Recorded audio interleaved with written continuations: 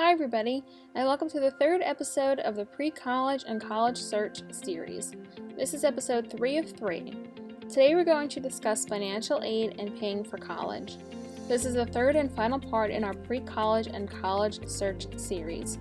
If you haven't already, you can check out the first episode where I discuss resources for acing AP and SAT exams, and the second episode focuses on comparing colleges, finding your major, college essay writing, and virtual campus tours. This episode, we're going to focus on something that is important to just about everyone that is thinking about going to college, which is financial aid and paying for college.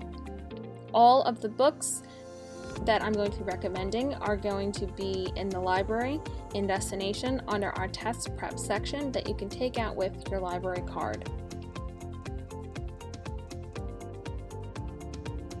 One of our first books is the Ultimate Scholarship book. So this is our latest volume of the Ultimate Scholarship book, and it gives you information about thousands of scholarships that are available and what requirements you need in order to receive the scholarships. You can search them by name index, race index, career index, residence index, and sponsor index. This will help you search faster than just flipping through the book. If you have something in mind, it would be a good idea to use the index in order to find it a little bit faster. If you're somebody who isn't sure what kind of scholarships are out there, but you have a major or field or something that you want to search by, this would definitely be the book to use. Now, there's another book called Paying for College, and this one is similar to the Ultimate Scholarship Guide, where it talks about different scholarships, student aid, loans, everything without going broke, and what you need in order to maximize your financial aid and use that financial aid wisely when you go to college. As somebody who's been through the financial aid process a couple of times, it does take some understanding in order to get your financial aid and make sure that you're getting the right amount and the right type of scholarship for what you need.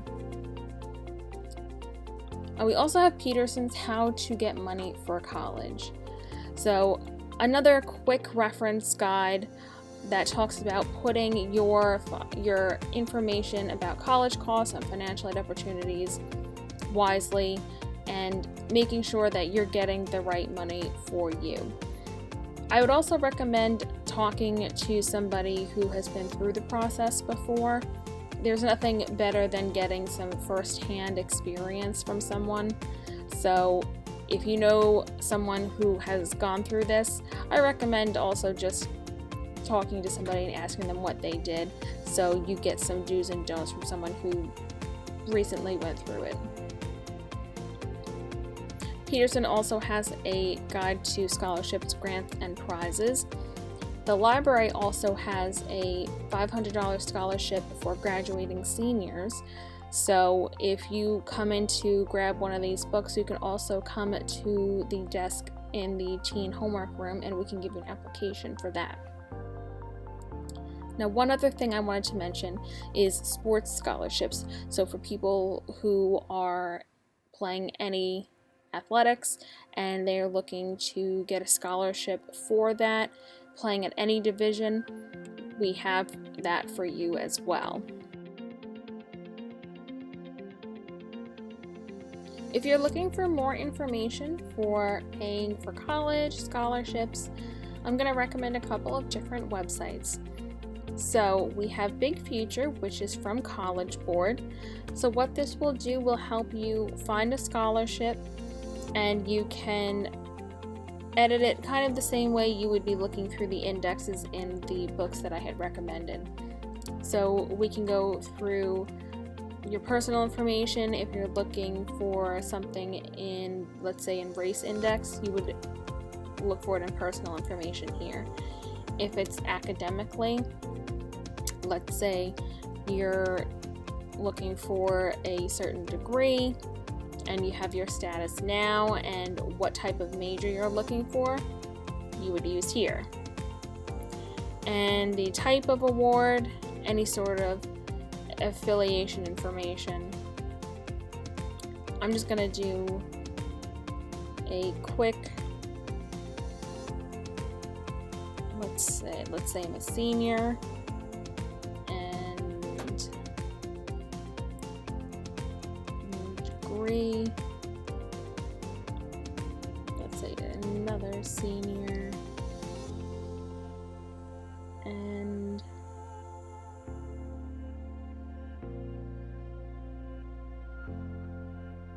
biochemistry. I could see the results just based on that, but I can narrow it down using the other tabs as well. So now I've got over 600 search results, and it'll tell me who the sponsor is, the type of award, the closing date or the due date, and then how much you will get. So not everyone has that information. Some of them do, some of them don't. Let's go into one and see what this looks like. So now we get the full information about this particular scholarship. So we have what you need to demonstrate, your other requirements that you will need in order to receive this scholarship, the type of an award, all of your deadlines, the fees, and if you have any questions about the scholarship, then you can contact this person here. College Board also has another resource called the CSS profile. CSS is College Scholarship Services. So not every college does offer scholarships.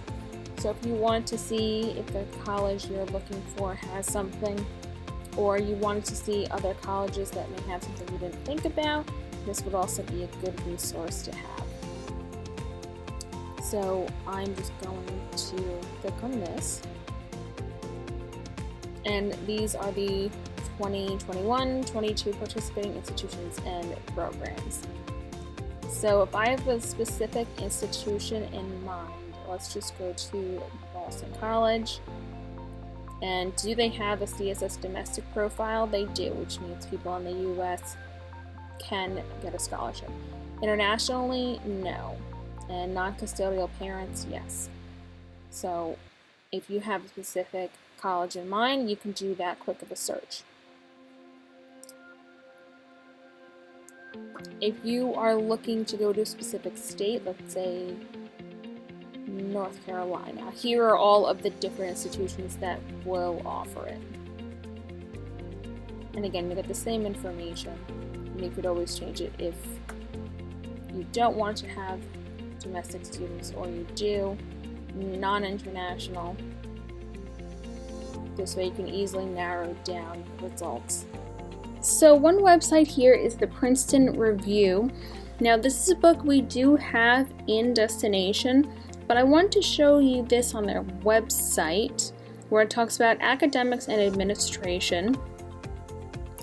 And you can look at the financial aid. So since we're trying to figure out where's the best place to get the best education and have it to be the most affordable, this has a list of places where the financial aid can really go far and really be helpful for you, and then some places that were not so great. And these are all based on students who went to the school and gave their opinion for that. So let's look at colleges with great financial aid.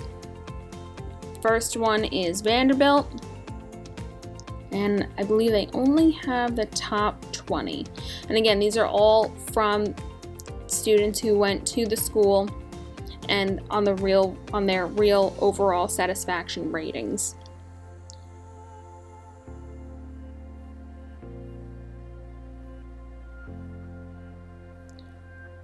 Now, if we go back to financial aid that was not so great, the first one is Purchase. So sorry if you're looking at Purchase, just kidding. Remember, these are all based off of students, so they may have had a really rough time with their financial aid. There may have been an issue. I mean, that's part of why you're watching this, so that way you can kind of get this information beforehand, so maybe you don't have the struggles that maybe somebody else had. You can also look at lists of demographics, the kind of extracurriculars that colleges have, the politics, quality of life, You can look at schools by type, social science, town life. So if you're somebody who is into extracurriculars, if you are an athlete and you want to look at the best athletic facilities, these are the universities that have the best athletics, or they focus very much on athletics, and probably a place where you could use a athletic scholarship to help pay for school. Okay, and now we have come to the last part. This is probably the most daunting part for some people. This is where you will complete your FAFSA form. So this is your federal student aid. This is where you will determine what kind of loans you are going to get, who is going to co-sign, if you will have a co-sign, how much are you going to receive in federal aid. If you are brand new to this process, you have never been through any of this before, you can go into understanding financial aid. I recommend doing it first, so you can understand the types of loans that you're going to have, whether it could be a grant, a scholarship, it could be a subsidized loan, an unsubsidized loan. Whatever the loan is going to be and how much you're going to get out of that, you'll find that here. How your financial aid works, how it will be distributed, and if you are eligible for certain financial aid. So I'm going to just go into loans. And it tells you what type of federal student loans are available. So direct unsubsidized, plus loans, consolidation loans. There are also private loans, so some of them will not be from FAFSA. You might be getting them from somewhere like Sallie Mae or another private company. Sallie Mae is a pretty big one. Like I said, if you are brand new to this process, please read through all of this so that way you have a better understanding of what is going to be the best financial option for you. It's also great to look into scholarships and see what you are eligible for. Now, to apply for any sort of aid, you're going to complete your FAFSA form. If you need some deadlines, we'll go to that. So for federal deadlines, if you're doing federal loans for the 2021-22 year, June 30th, 2022, all that information has to be submitted. For 2020, 2021, then it has to be submitted by June 30th of this year. Each college does have their own deadlines for when things need to be filled out by. So I would recommend, for whatever school you're going to, go to their website, find out their deadline dates, and make sure you stick to them. And if you have any state deadlines, the same thing. They all have different deadline dates. So let's look at New York. If you're going to school in New York, June 30th by midnight. You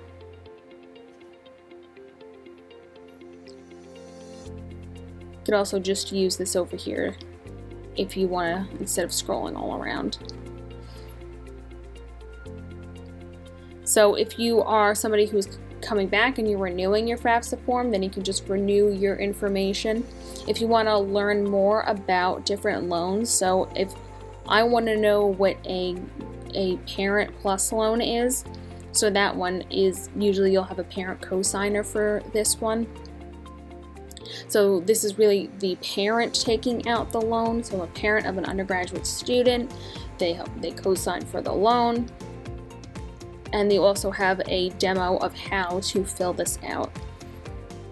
You will have to create an account for FAFSA. This is one that you'll keep for a while, especially if you're somebody who will be going to school for a while. If you want to get your master's or your doctorate, and you need financial aid, you want to keep this information really handy. And if you have loans already, or you're wondering how am I going to manage all of these loans, they also have that here. Loan repayment is probably a really big one, so you could also look about how to lower any of your payments. So they have the income-driven payment. If you co-sign your spouse income-driven payment plan, There's also quality for loan forgiveness, which is really great. So if you are a teacher who works full-time for a year in a certain area, you will have loan forgiveness. If you have a Perkins loan, you can have loan cancellation and a discharge. If the school that you went to closed, then a closed school discharge. Hopefully that doesn't happen, but they're giving you every avenue for every option.